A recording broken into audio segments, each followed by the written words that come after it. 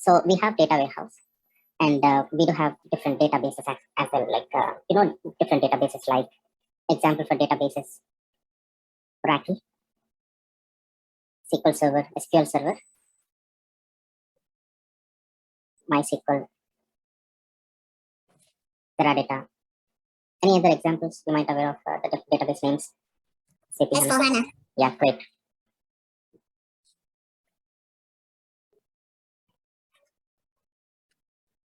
We have IBM DB2,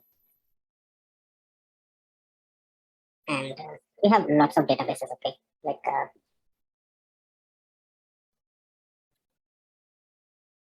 MongoDB.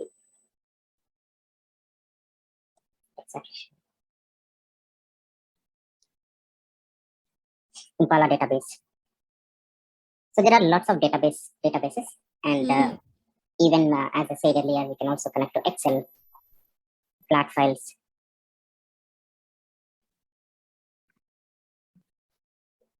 MS Access database. So basically, we do have database and data warehouse. Okay, so whatever the database is, right, Oracle or SQL Server, or right, we can use the same terminology. I mean, we can also call this Oracle as database, and we can also use the same data like Oracle as data warehouse. But what actually data warehouse, right? What is meant by data warehouse? And we can differentiate with the databases. So importantly, data warehouse terminology, right? We have to understand the terminology of data warehouse. So data warehouse is nothing but it stores historical data. It stores historical data. So for reporting, right? So to do some analysis, to generate some reports, okay, we generally prefer historical data. So even let me create some sample reports here in Tableau. Historical is like we don't need like 10 years of data or 100 years of data, something like that. Even 4 years of data is fine. 5 years of data is also fine, because in the database level, right? So whatever the databases we do call, right? We have a terminology called as OLTP systems versus OLAP systems. So OLTP systems are also similar to or called as databases, which is OLTP is nothing but online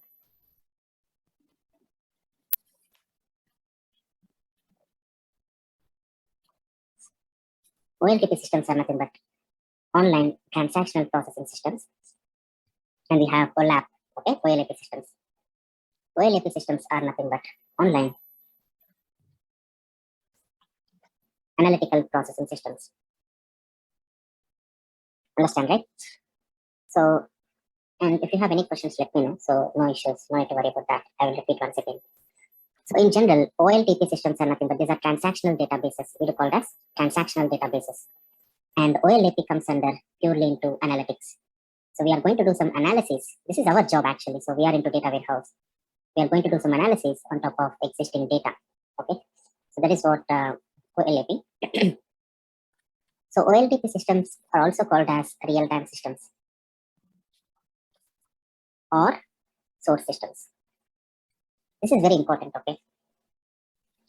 I mean, from where you're getting the data is that particular point is important, right? So that is what source systems, or even we can also call it as real-time systems. So real-time systems or source systems.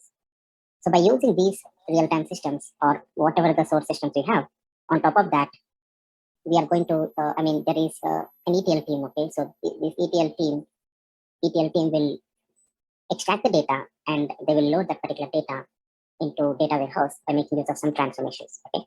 So that is what their main job actually. So, but in general, like we have a concept called as, OLTP and OLAP. Let's try to understand this, okay? So OLTP is nothing but like transactional databases, okay? These are transactional databases. It stores real-time data and it is also called as source systems. And generally we do call it as BI systems, business intelligence systems, this OLAP systems. But what actually data warehouse and what actually the important points under OLAP systems are? So subject-oriented, time-variant, non-volatile, and integrated. Okay, subject-oriented, time-variant, non-volatile, and integrated systems. We'll go through each and every point. Understand, right? And this is application-oriented. And going forward, I'll tell you what actually non-time variant. This is volatile database, and this is non-integrated. But basically, as I said, historical data, right? The first point. Let me connect. So whenever you're going to install Tableau, they have different connections. As I said, you can go to multiple databases. Like you have lots of connections.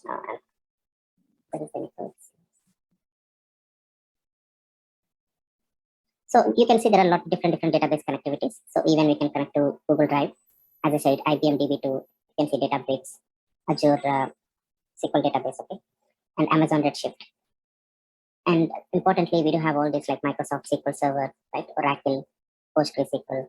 Even we have Greenplum, SAP HANA, Snowflake, Teradata. Understand it? So a lot of database connectivities. This is what the importance of Tableau, where we can connect to multiple databases. And the important point here is whenever you are going to install Tableau, so we have a folder called as My Tableau repository. Okay. So by default, you can find My Tableau repository folder in Documents. Okay. In Documents folder, so we have a automatically we'll get a folder called as My Tableau repository. I'll help you out individually. So how to install Tableau. And as I said, we have a student license. So I'll get the student license so that this will help to work at least for 1 year, the license. Okay. So we have data sources.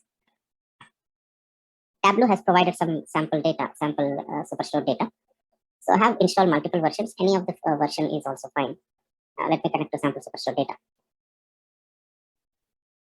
I'll showcase what actually the joins and how we are going to establish relationships, the data modeling going forward. Okay. So these are the available tables. I connected to Superstore. You can see sample Superstore, and we have orders table, people, and returns table.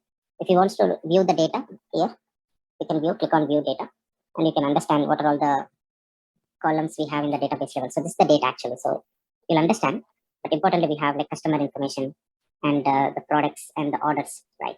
Importantly, this is orders related information. Like there are some items, brands, but we have some order ID, product name, region, and geographical data. Correct. So my point here is we have order date, which is a date data type. One of the advantage, we don't have a column called as year. Do we have year? We don't have. So one of the advantage in Tableau is like if you have a date related data type, okay, the data type is date, understand, right? So whenever you are going to drag and drop order date into rows, you will get year of order date. I'll come back to this anyhow, or even we can create separate year field. But when you drag and drop any of the date field, you'll get year of order date. So now we have 4 years of data, right? 19, 20, 21, and 22, and double click on sales. So this is where you can go for comparison, right? If you have at least minimum 2 years or 3 years of data, right? You can go for comparison. That's what the point I say here. It helps a lot. That is what data warehouse stores historical data. Okay. So data warehouse stores historical data. Basically, like this particular databases, right? That is what here time variant. For data warehouse time variant, it stores historical data. But this is non-time variant. Okay. This is non-time variant. Databases or the real-time systems are non-time variant because they still store maximum 30 to 90 days of data. It won't store historical data. Okay. That's the reason why, as I say, this statement, data warehouse is nothing but it stores all the historical data. That's a basic statement. Okay. And 90, I mean, generally we do create reports or dashboards. We'll work in project on top of data warehouse. Even though we will use the terminology called as database. Hey, what is your database? What is your database connection details? Everything. We'll use a terminology called as database only in project level. But we are going to work on data warehouse. That is what it's a data warehouse, but we used to call as database. Okay. So remember that. But in general, what actually database or what actually like this, whatever the file we used to get for the ETL team. So I'll showcase, I'll tell you the life cycle of data warehouse. This is very important. So life cycle of data warehouse. If you understand